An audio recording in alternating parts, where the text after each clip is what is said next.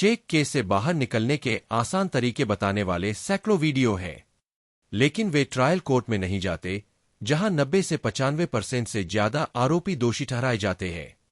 Expert supreme court के फैसलों का सुझाव देते हैं, लेकिन ऐसे ज्यादातर फैसले दो जजों के फैसले होते हैं जो किसी दूसरे केस पर लागू नहीं होते।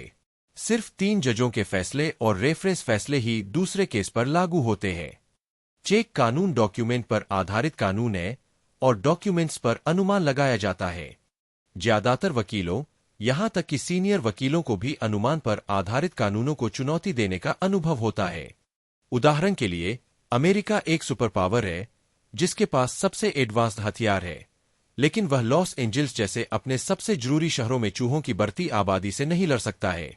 हमारी लीगल टीम चेक बाउंस के मामलों को ट्रायल स्टेज से ही कानूनी कार्रवाई के साथ सही नतीजों के साथ देखती है। आरोपी की पहली गलती पहली तारीख को डॉक्यूमेंट्स स्वीकार करना है। कृपया ध्यान दें कि शिकायत के डॉक्यूमेंट्स को मना करना भी गैरकानूनी नहीं है, क्योंकि डॉक्यूमेंट्स तो हो सकते हैं, लेकिन कानूनी तौर पर साबित और पेश नहीं किए गए हों। इस बारे में हम हाल के 2024 के सुप्रीम कोर्ट के फैसले का जिक्र करेंगे, जिसमें माननीय सुप्रीम कोर्ट ने हाई कोर्ट की यह बात हटा दी थी कि आरोपी को जानबूझकर डॉक्यूमेंट से इनकार नहीं करना चाहिए।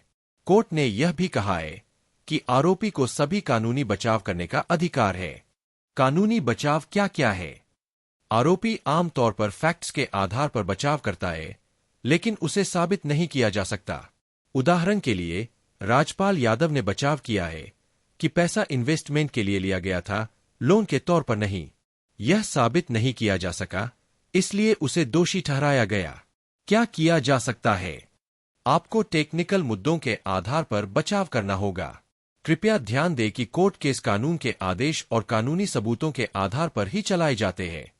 अपील स्टेज पर भी और हाई कोर्ट और सुप्रीम कोर्ट में भी टेक्निकल बचाव यह था कि 1 तो कोई जुरिस्डिक्शन नहीं था, 2 कोई कानूनी सबूत नहीं था, इसलिए कोई सही क्रॉस नहीं लिया गया, इसलिए किसी भी गवाह या शिकायत करने वाले के आगे क्रॉस के लिए अप्लाई किया जा सकता है।